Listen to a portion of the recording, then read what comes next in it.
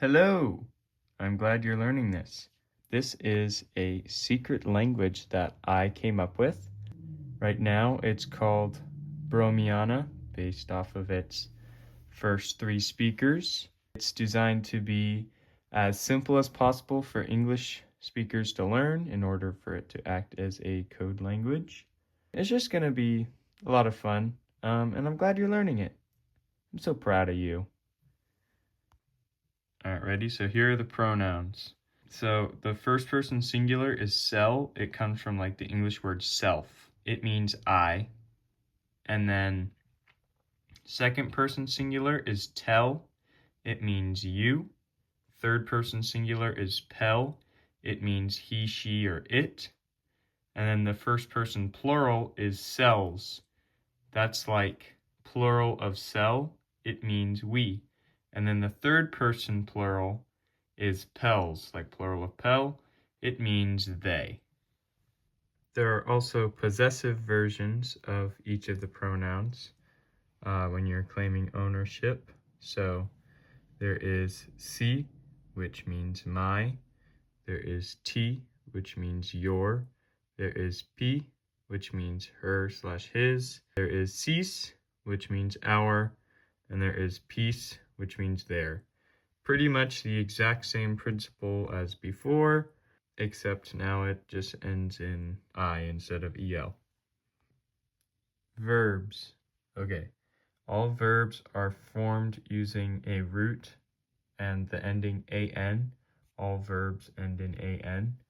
So if I were to try and say I walk, I would first say I, sell, and then I would say walk, which the root of that is step, and then AN.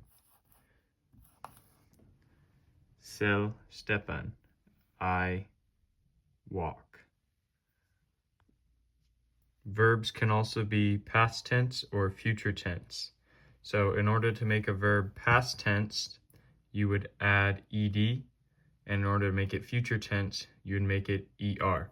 So instead of wanting to say I walk, I wanted to say I walked, past tense, I would add ed to the end here. Sel Stepanid, right? Or if I wanted to say I will walk in the future, I would add er to the end here. Sel Stepaner.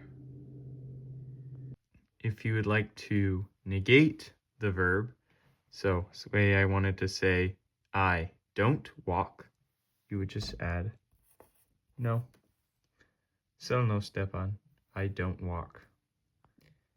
Nouns and adjectives. Nouns and adjectives there's not much to go over here.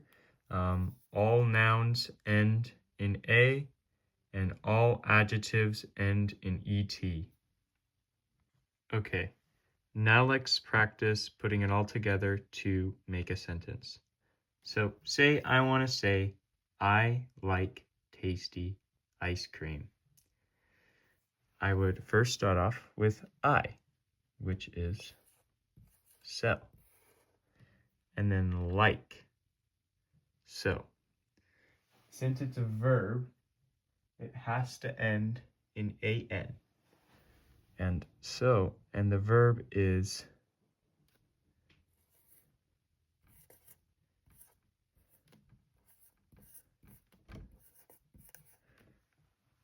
enjoyen. Okay, next, tasty. Tasty is an adjective. It has to end in et. And the word for tasty is manchette. Okay, and then finally, ice cream. Ice cream is a noun, which means it has to end in a. And the word for ice cream is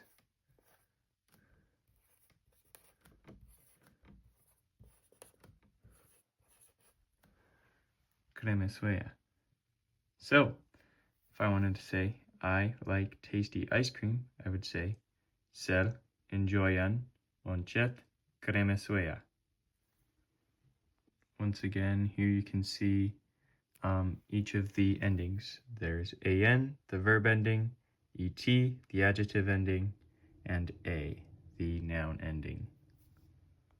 Okay, now we're at the fun part, making words. All right, so the basic construction of words in this language is you have a root that typically comes from a similar sounding English word, right?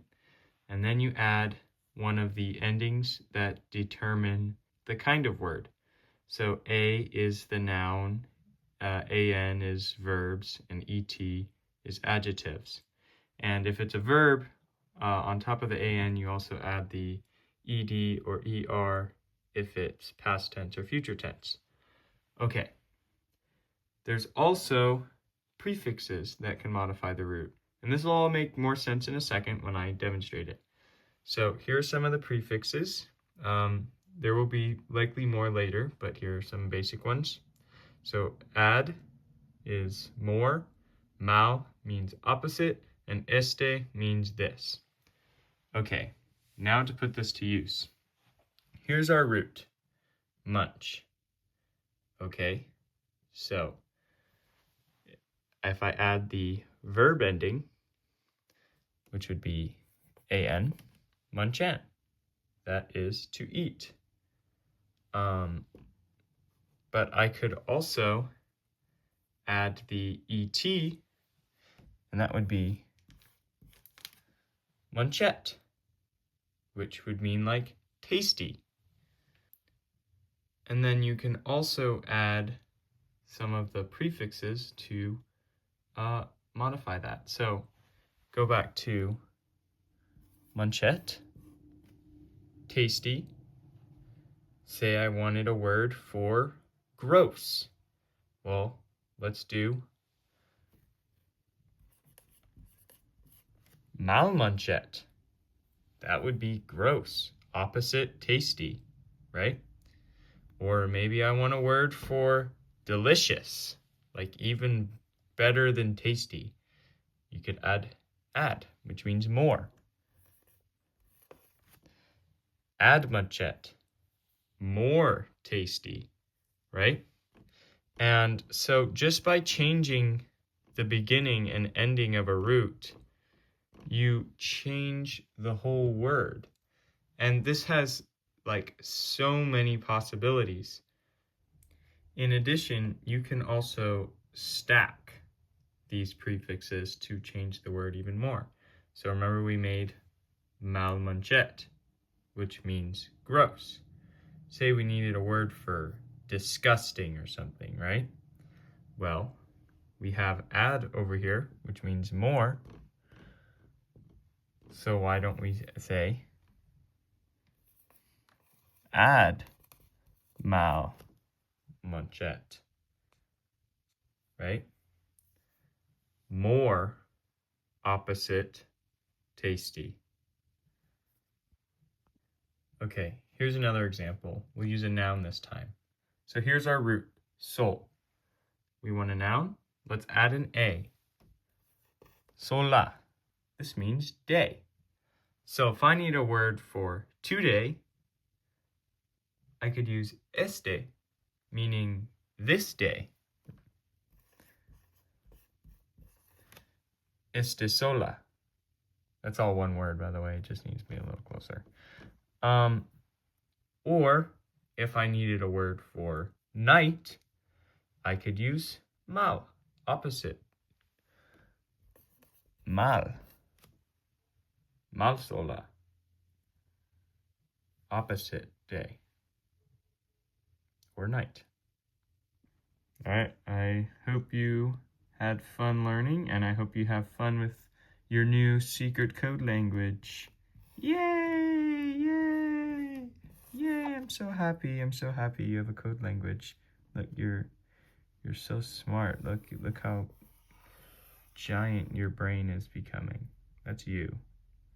This is me too. It's probably like like that or something.